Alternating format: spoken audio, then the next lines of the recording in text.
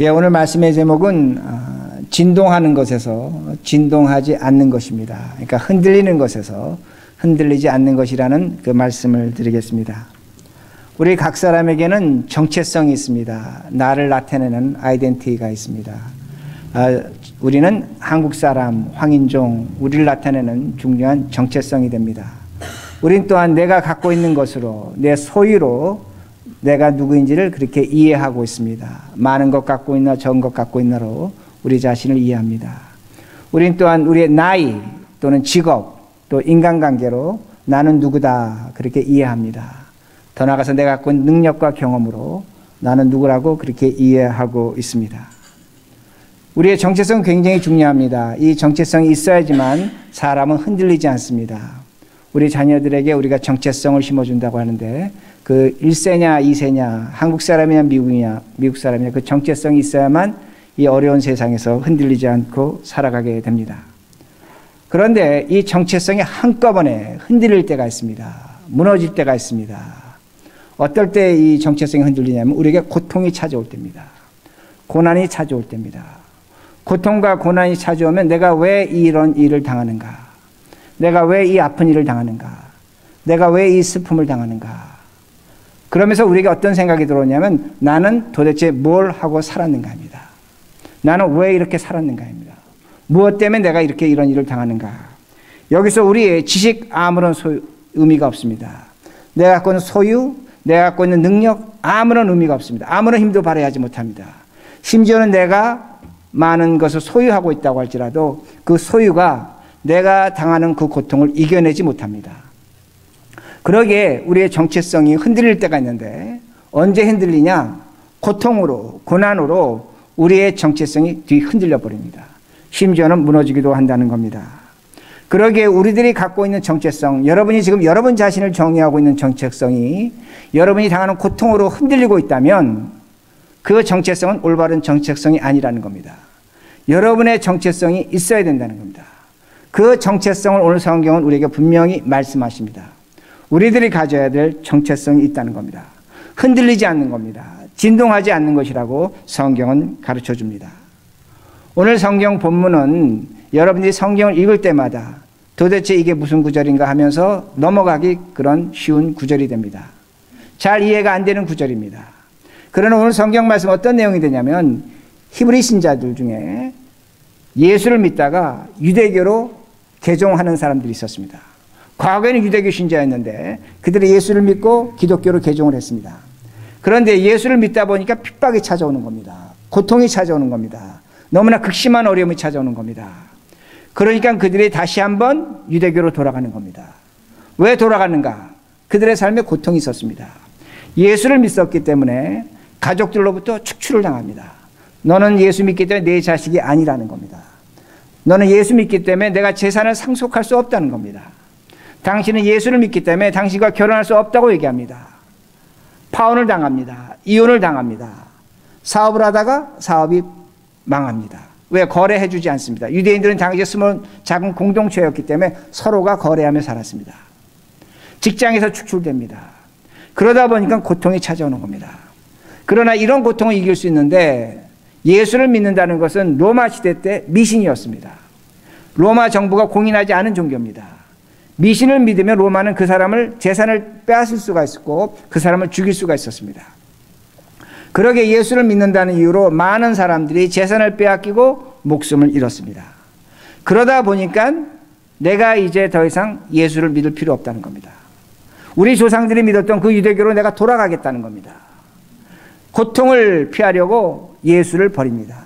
내가 당하고 있는 인생의 진동, 흔들리는 것, 그것 때문에 하나님을 버립니다. 믿음을 버립니다. 예수를 버린다는 말씀이 됩니다. 그런데 그 유대인들이 유대교로 돌아가면서 아마 이런 생각을 했을 겁니다. 내가 믿는 하나님, 유대교의 하나님이나 예수도 하나님이라고 하니까 똑같다는 겁니다. 차이가 없다는 겁니다. 우리 많이 그렇게 생각합니다. 오늘도 많은 사람들이 하나님, 유대교의 하나님이나 우리가 믿는 하나님이 똑같다고 말합니다. 차이가 없다고 생각을 합니다. 물론 하나님은 동등하신 분이고 똑같으십니다.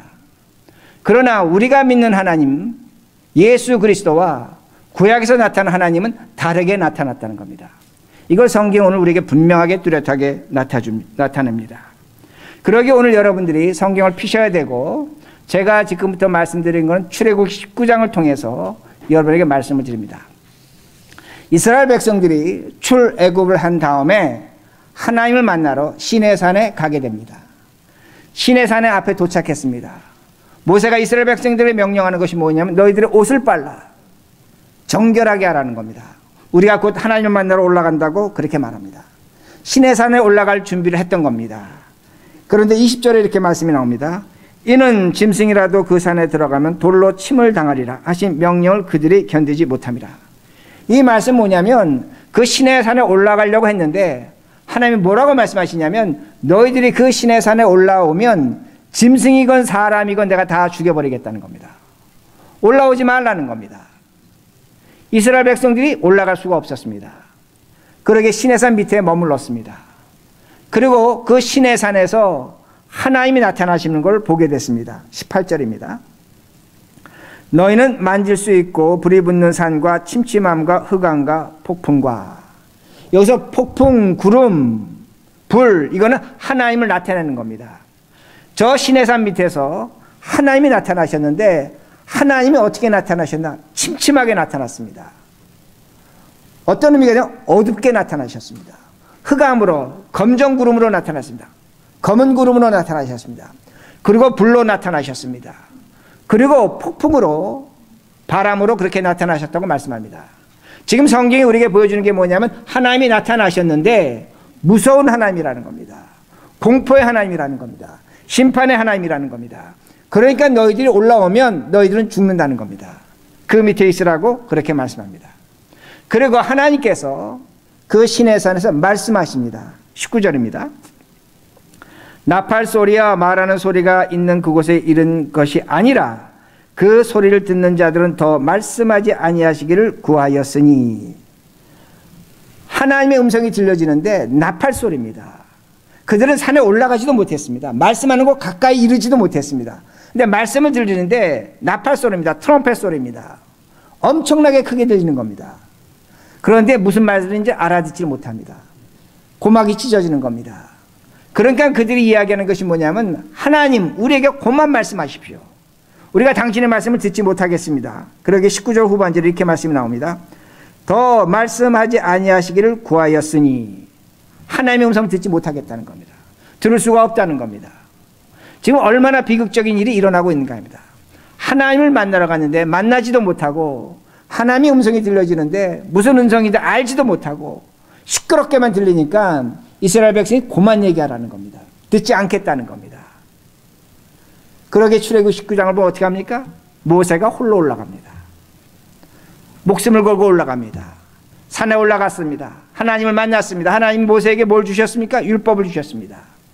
율법을 주시면서 뭐라고 말씀하냐면 너희가 이 법을 지키면 나의 백성, 나의 소유가 되고 너가 이 법을 지키지 않으면 너희들은 나로부터 뭘 받는다? 벌을 받는다는 겁니다.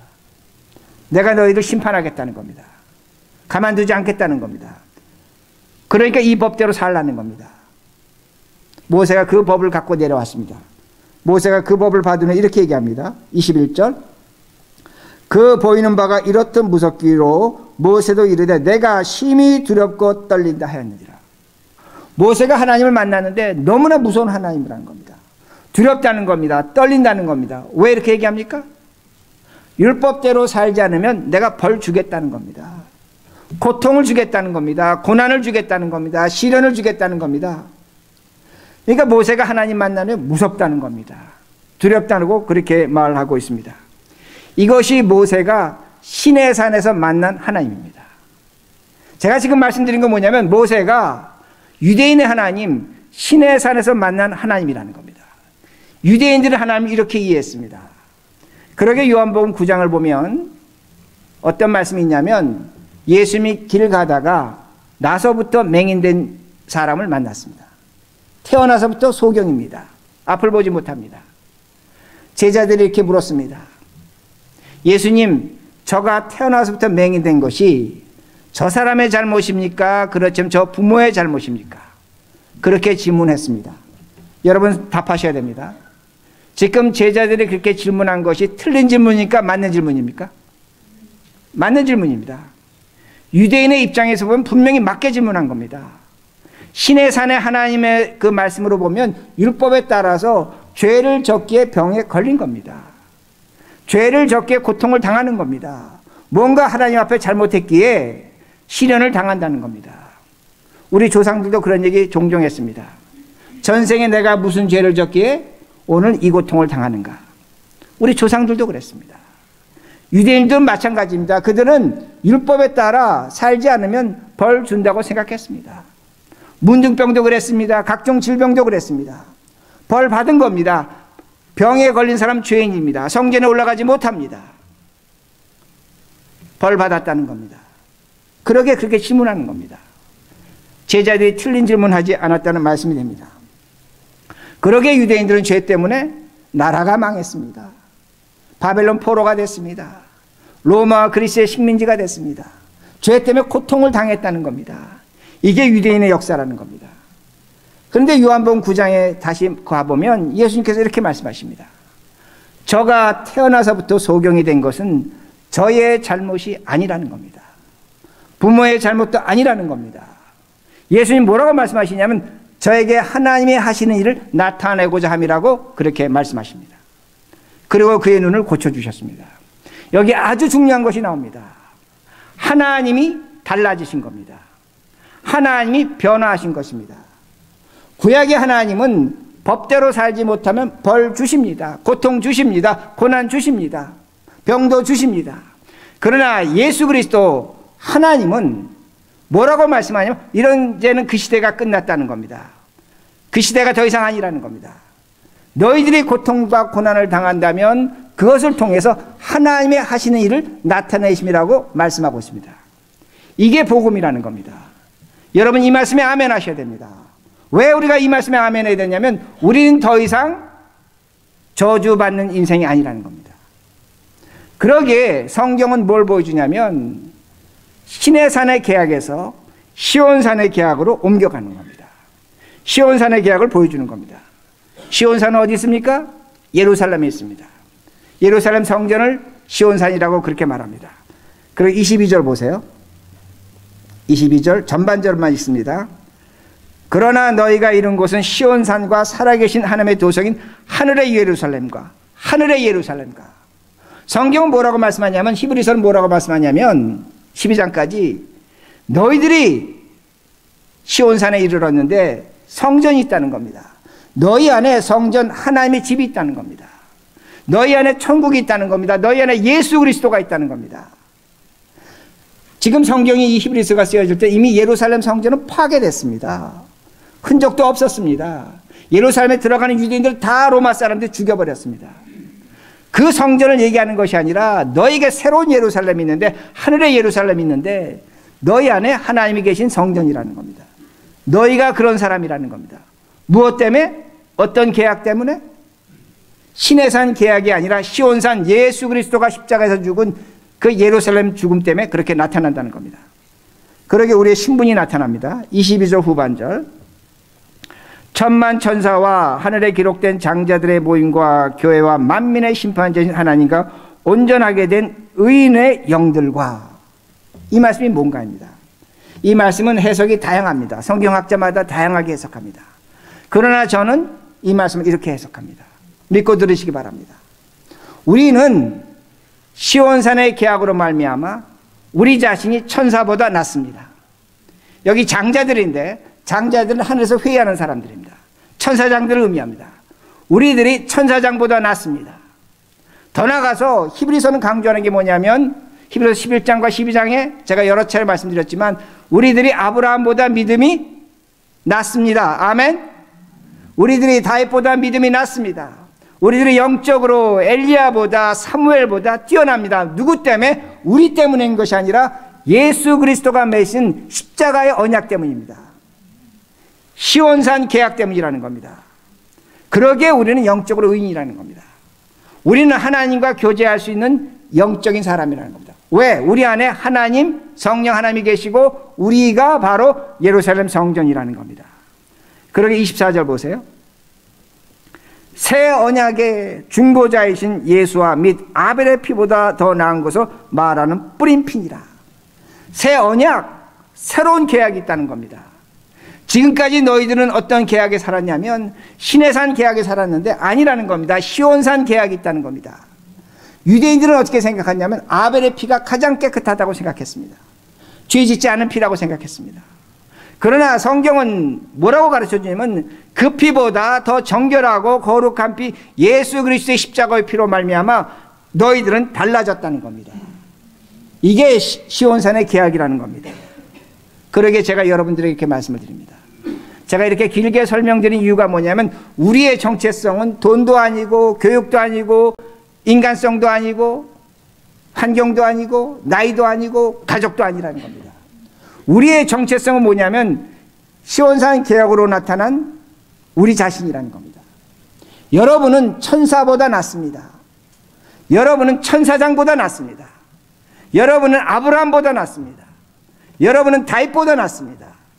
우리는 하나님과 직접 교통할 수 있는 온전한 영적 존재라고 성경은 분명히 가르쳐 줍니다. 이게 우리라는 겁니다. 그러기에 예수 그리스도가 왜 중요하냐? 왜 우리가 예수 그리스도를 믿어야 되냐? 구약의 하나님이 아니라 그 그리스도로 말미암아 우리는 영적으로 이미 믿음적으로 이미 온전한 자리에 와 있음을 믿으라고 성경은 가르쳐 주는 겁니다. 이게 그리스도의 능력이라는 겁니다. 그러나 우리에게 고통은 있다는 겁니다. 우리는 고통은 피할 수 없다는 겁니다. 왜? 이 세상 살기 때문에. 여기 많은 분들이 앉아 계십니다. 어떤 분이 이렇게 생각합니다. 나는 왜 이 고통을 당하는가? 나만 왜 이 슬픔을 당하는가? 우리는 그렇게 생각합니다. 그러나 그건 착각입니다. 여기에 앉아있는 우리 모두 어느 한 사람 깊은 고통과 절망 속에 있습니다. 고난이 없는 사람이 없습니다. 다 하나는 갖고 있다는 겁니다. 제가 오랫동안 잘 아는 분의 딸이 있었습니다. 20살 꽃다운 나이입니다. 이유 없이 죽었습니다. 딸이 죽었는데 무슨 이유인지를 모릅니다.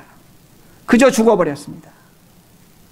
저와 대학 동기입니다. 친구입니다. 우리 교회도 왔습니다. 다 키우는 아들입니다. 얼굴도 잘생기고 키도 컸습니다.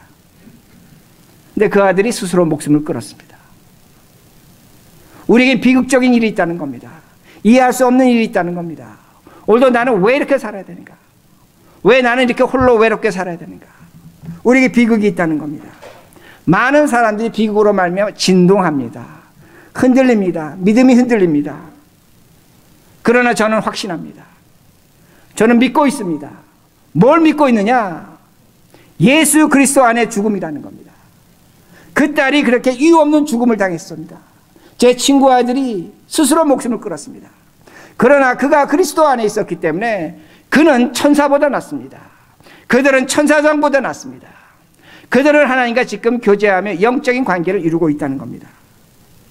우리의 믿음이 흔들리지 않는다는 겁니다. 여러분 믿고 들으시기 바랍니다. 제가 수없이 말씀드립니다. 예수 그리스도의 새로운 계약은 우리를 우리됨으로 보는 것이 아니라 예수 그리스도로 말미암아 우리됨을 본다는 겁니다. 이게 하나님의 약속입니다. 이 긍지와 이 자긍심을 가지셔야 된다는 겁니다.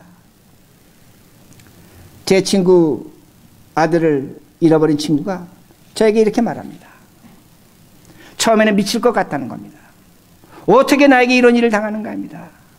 죽을 것 같다는 겁니다. 이해할 수 없다는 겁니다. 하나님은 원망했습니다. 절망했습니다. 그런데 그가 시간이 지나가면서 저에게 이렇게 얘기합니다. 하나님께 감사한다는 겁니다. 아들이 죽었는데 감사하다고 말합니다. 그리고 이렇게 말합니다. 모든 것이 하나님의 뜻인 것을 이제는 알겠다는 겁니다. 저는 목사입니다. 그래 이런 얘기를 종종 듣습니다. 그럴 때마다 이렇게 생각합니다. 스스로 위로하려고 하는 얘기가 아닌가. 그 친구가 이렇게 얘기합니다. 이건 내가 내 스스로 위로하는 것이 아니라 하나님이 주신 위로라고 그렇게 말합니다. 이게 예수 그리스도 안에 우리의 승리라는 겁니다. 고통이라는 겁니다. 그러게 C.S. 루이스는 고통의 문제라는 책에서 이렇게 말합니다. 많은 사람이 고통을 당하는데 고통으로 말미암아 그들의 영혼이 아름다워진다고 말합니다. 고통으로 말미암아 영혼이 아름다워지는 겁니다. 그리고 C.S. 루이스 자체가 엄청난 고통을 당했습니다. 그러나 C.S. 루이스는 뭐라고 얘기하냐면 그 고통을 통해서 사람들이 나빠지는 것이 아니라 좋아진다, 좋은 사람이 된다, 그렇게 말합니다. 그리고 그 고통을 통해서 귀한 보물을 얻는다는 겁니다. 인내를 얻는다는 겁니다. 용기를 얻는다는 겁니다. 온유함을 얻는다는 겁니다. 그러기에 고난이 죽음의 골짜기 아니라 우리의 영혼을 강건하게 하는 골짜기라고 그는 그렇게 얘기합니다. 이게 우리에게 당하는 고통이라는 겁니다. 그리고 26절 보시기 바랍니다. 그때에는 그 소리가 땅을 진동하였거니와 이제는 약속하여 이르시되 내가 또 한 번 땅만 아니라 하늘도 진동하리라 하셨느니라. 이스라엘 백성이 시내 산에서 있을 때에 땅이 진동했습니다. 산이 진동했습니다. 하나님 뭐라고 말씀하냐면 이제는 땅뿐만이 아니라 하늘도 진동시키겠다고 그렇게 말씀합니다. 여러분 산 진동하신 거 보신 적 있습니까? 저는 봤습니다. 캘리포니아에 있을 때 지진이 났는데 멀리서 저희 집 뒷산이 진동을 합니다. 산이 흔들립니다. 산이 흔들리면 거기 있는 거 다 무너집니다. 산이 흔들리니까 먼지가 뽀얗게 올라옵니다. 산이 흔들리고 하늘이 흔들리는 겁니다. 세상 끝과 같은 종말이 있을 것이라는 겁니다. 고통이 있을 것이라는 겁니다. 그런데 우리는 흔들리지 않습니다. 진동하지 않습니다. 28절. 그러므로 우리가 흔들리지 않는 나라를 받았은즉 은혜를 받자. 이로 말미암아 경건함과 두려움으로 하나님을 기쁘시게 섬길지니. 뭐라고 성경 말씀하냐면 너희 안에 천국 하나님의 나라가 있다는 겁니다. 흔들리지 않을 것이라는 겁니다. 진동하지 않을 것이라고 말씀합니다. 그러니까 기쁘시게 하나님을 섬길 수 있다고 오히려 그렇게 이야기하고 있습니다. 고통을 이길 수 있다는 겁니다. 그러게 C.S. 루이스가 한 말을 기억하시기 바랍니다. 고통으로 우리의 영혼은 아름다워집니다. 고통으로 우리는 건강해집니다. 새로워진다는 겁니다. 하나님 더욱 깊이 알게 된다는 겁니다. 고난이, 고통이 죽음의 골짜기가 아니라 생명의 골짜기임을 분명히 가르쳐 줍니다. 그러면 마지막 질문입니다. 왜 우리가 고난을 당해야 됩니까? 무엇 때문에 고통을 당해야 됩니까? 제가 좀 전에 설명드린 것처럼 우리의 죄 때문은 아닙니다. 제가 지난주에 타락한 천사장 얘기를 드렸습니다. 어떻게 천사장이 타락했는가?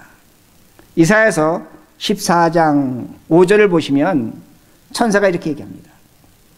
내가 저 하늘 높이 있는 하나님같이 되리라. 천사가 하나님같이 되겠다는 겁니다. 하나님같이 되겠다는 겁니다. 그가 타락해서 마귀가 됐습니다. 근데 마귀가 아담을 유혹할 때 똑같이 유혹합니다. 너가 이것을 먹으면 눈이 밝아져 누구와 같이 된다? 하나님같이 된다는 겁니다. 마귀가 똑같이 유혹을 합니다. 그러게 아담이 선악과를 먹었습니다. 고통이 들어왔습니다. 슬픔이 들어왔습니다. 땀 흘려야 됩니다. 살인이 들어왔습니다. 그리고 죽음이 들어왔습니다. 그러게 여러분 한번 생각해 보시기 바랍니다. 제가 이 말씀을 준비하면서 이 세상에 가장 고통을 당하는 존재가 있다면 누굴까? 어떤 존재가 가장 극심한 고통을 당할까? 저는 마귀라고 생각합니다. 틀리지 않다고 생각합니다. 마귀는 영적으로 자신의 고통을 풀어줄 사람이 누군지 알고 있습니다. 그러나 예수님께 나가서 기도하지 못합니다. 마귀는 예수님께 나가서 자신의 고통을 풀어달라고 해소하지 못합니다. 우리가 성경에서 얼마든지 볼 수 있습니다. 그러기에 마귀는 자신의 고통을 갖고 나눠줘야 합니다. 그러기에 지난주에 제가 말씀드린 것처럼 자신들의 졸개 귀신을 사용해서 사람들에게 고통을 주는 겁니다. 그러기에 성경 귀신 들림을 보여주는 겁니다. 많은 아픔을 갖게 합니다. 근데 여기서 여러분 오해하시면 안 됩니다. 어떤 오해를 하시면 안 되냐면 내가 지금 당하는 고통, 고난이 마귀가 줬다고 생각하시면 절대로 안 됩니다. 그건 비성서적입니다. 제가 이렇게 설명했지만 우리는 그럴 수 없다는 겁니다. 왜 그럴 수 없습니까? 무엇 때문에 그럴 수 없습니까? 우리의 신분이 뭐라고 제가 말씀드렸습니까? 천사보다 낫습니다. 천사장보다 낫습니다. 우리의 영은 온전한 영입니다. 마귀가 우리의 영을 빼앗아갈 수는 없습니다. 그러나 마귀는 고난과 고통을 통해서 우리를 시험할 수 있다는 겁니다. 오늘도 마귀는 이렇게 얘기합니다. 너 고통당하고 있느냐? 모든 거 흔들리고 있느냐? 하나님 없다는 겁니다. 하나님께 기도하지 말라는 겁니다. 제 친구가 그랬습니다.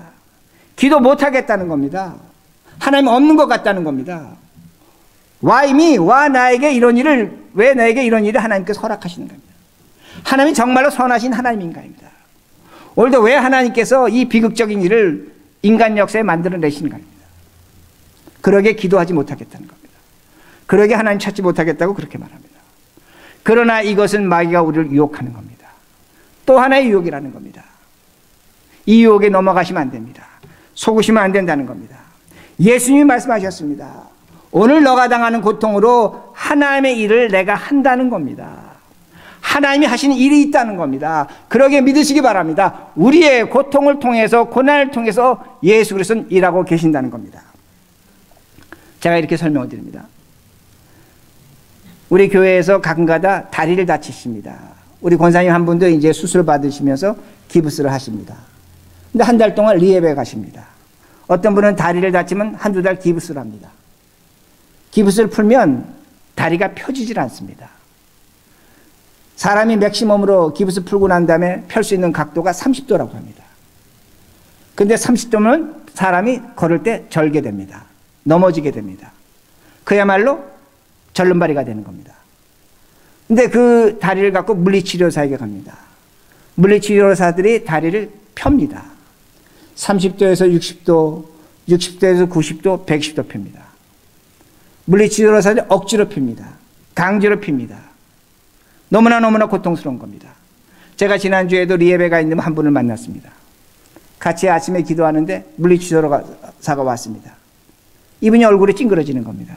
그러나 나하고 예배 드리니까 조금만 기다리라는 겁니다. 살겠다는 겁니다. 너무나 고통스러운 겁니다. 그걸 안 받으려고 합니다. 그러나 그걸 안 받으면 그 사람은 절름발이가 되는 겁니다. 다리가 30도에 머무는 겁니다. 그 다리를 누가 펴주냐? 물리치료사가 아픔과 고통을 통해서 30도에서 60도, 60도에서 90도, 120도 펴줘야 되는 겁니다. 그래야지만 나중에 리헵에서 나와서 걷고 뛰는 겁니다. 걷고 뛰는 겁니다. 마찬가지입니다. 오늘도 고통이 있습니다. 고난이 있습니다. 어떤 분들은 기도를 포기합니다. 예배를 포기합니다. 하나님을 포기합니다. 성경은 오늘 보여주는 게 히브리 신자 중에 그런 사람들이 있었다는 겁니다. 포기하지 말라는 겁니다. 하나님은 오늘도 우리를 절대로 절름발이로 만들지 않습니다.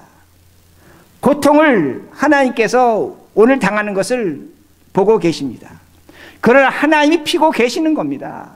고통 속에서 우리 하나님이 없다고 하지만, 우리가 물리치료사 원망하고 있지만 하나님이 피고 계시는 겁니다. 30도에서 60도, 90도, 120도로 가고 있는 겁니다. 우리는 다만 고통스러워서 그 하나님의 손길을 보지 못하고 있다는 겁니다. 하나님은 지금도 우리의 다리를 펴고 계신다는 겁니다. 우리의 인생이 절름발이 되는 거 원치 않습니다. 고통으로 넘어지는 거 원치 않습니다. 고통으로 영원한 바보처럼 사는 거 원치 않는다는 겁니다. 하나님은 분명히 하나님의 일을 하고 계신다는 겁니다. 그러기에 기도하셔야 됩니다. 우리의 가장 기본적인 것이 기도입니다. 예배입니다. 하나님 앞에 헌신하셔야 됩니다. 하나님 앞에 여러분들의 것을 드려야 됩니다. 하나님이 그걸 보시고 우리의 고통을 경감해 주시는 것이 아니라 하나님과 교제라는 겁니다. 하나님을 인정하는 겁니다. 하나님을 소망하는 겁니다. 바라보는 겁니다. 그러다 보면 다리는 펴진 겁니다. 걷게 되고 뛰게 되고 심지어는 날개도 되는 겁니다. 우리가 그런 사람이 될 수 있다는 겁니다. 우리를 온전하게 하신다는 겁니다. 그러므로 말씀을 마칩니다. 우리 모두 고통이 있습니다. 남에게 말 못할 마음에 고통이 있습니다. 그러나 믿음을 지키시기 바랍니다. 기도하시기 바랍니다. 예배 드리시기 바랍니다. 그리고 여러분의 정체성을 확인하시기 바랍니다. 내가 누구냐? 여러분이 갖고 있는 것으로, 여러분의 삶의 현장의 모습으로 나는 나라고 생각하시면 안 됩니다. 다시 말씀드립니다. 우리는 천사보다 낫습니다. 천사장보다 낫습니다. 하나님과 교제는 온전한 영이라는 것, 이것이 우리의 정체성입니다. 이 정체성을 가지고 진동하는 이 세상에서, 여러분을 진동시키는 그 고통에서 승리하시는 우리 모두가 되기를 간절히 바랍니다.